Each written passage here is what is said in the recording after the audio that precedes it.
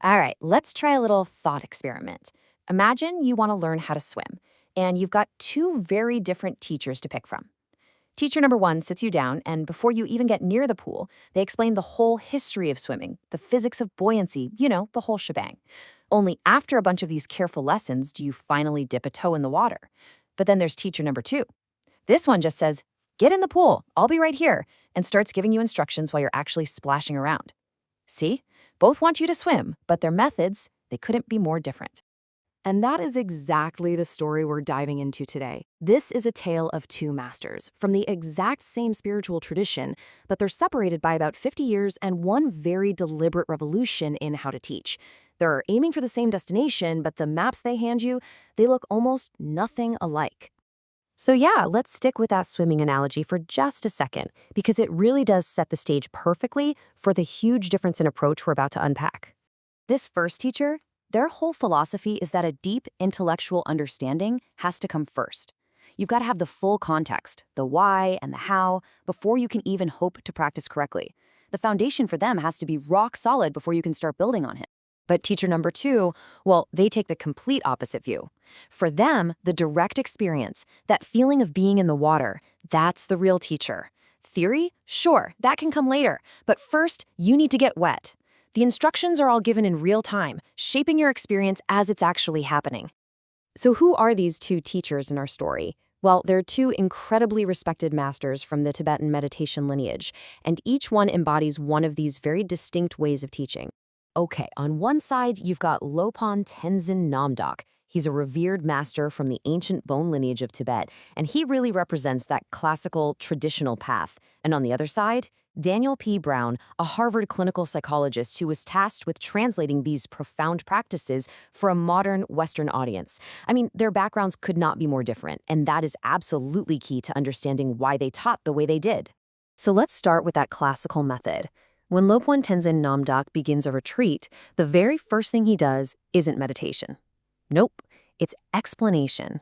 Lopon's approach, which you can see laid out here, is so sequential and deliberate. It's all based on the idea that you need to understand things deeply before you can practice correctly. Just look at the steps. It moves from the core teachings to foundational work and even to philosophical debate, all before the main practice really gets going. The most important point is this. Doctrine comes first, and it's that correct practice repeated over a very, very long time that allows the mind to finally get it. And this quote, man, it just perfectly sums up his entire philosophy. There are no shortcuts. This is the classical way of transmitting wisdom. Be patient, be precise, and that recognition, that insight, it'll show up when it's ready.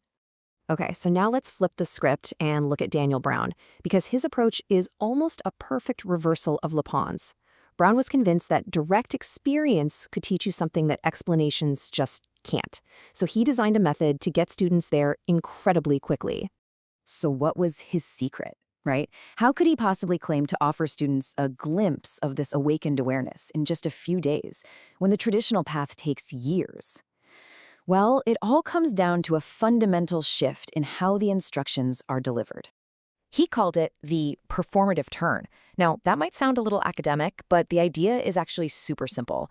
Instead of explaining what you're about to experience, he uses his words as a guide during the meditation itself.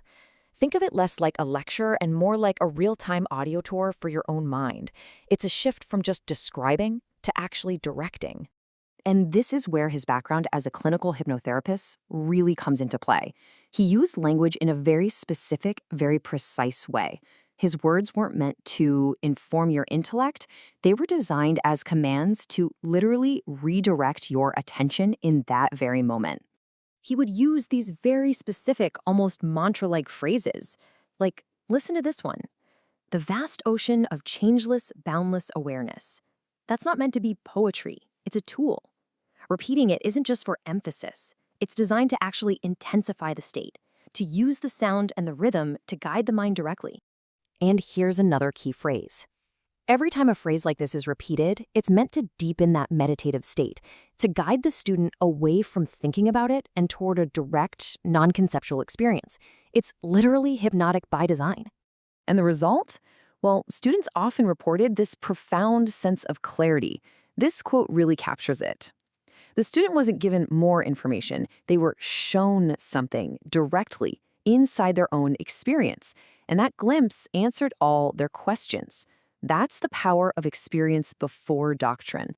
Now, it would be so easy to look at this and think, okay, these are completely opposing paths. It's one or the other. But that would be a huge mistake, because despite the radical differences in how they delivered the teachings, both men were pointing to the exact same essential thing. I mean, when you break it down, as you can see here, the underlying framework is identical. Just look at the shared principles. The goal is to recognize the mind's nature that's already here. The main technique is to let thoughts dissolve on their own. Even the common obstacles, like agitation and drowsiness, are exactly the same. It's all the same. So the crucial point is this. The difference is architectural. It isn't the what, it's the how. Lopon builds the house from the foundation up, knowing the roof might take years to complete. Brown, he takes you straight to the roof first, gives you that incredible view, and then explains what's holding it all up. And in the end, both paths are just different ways of pointing you toward the same ever-present reality. You know, Lopon Tenzin Namdak himself gave this beautiful analogy for our whole situation. He said the light, that awareness, it's already there. It's always shining. We're just not looking at it. And that, right there, is the ultimate takeaway. Whether it's through years of patient, careful preparation or through a single, precise instruction that snaps you into the present, a teacher's real job isn't to give you something you don't have. It's just to help you turn around and see the light that was there all along. The only question is, which way of turning works best for you?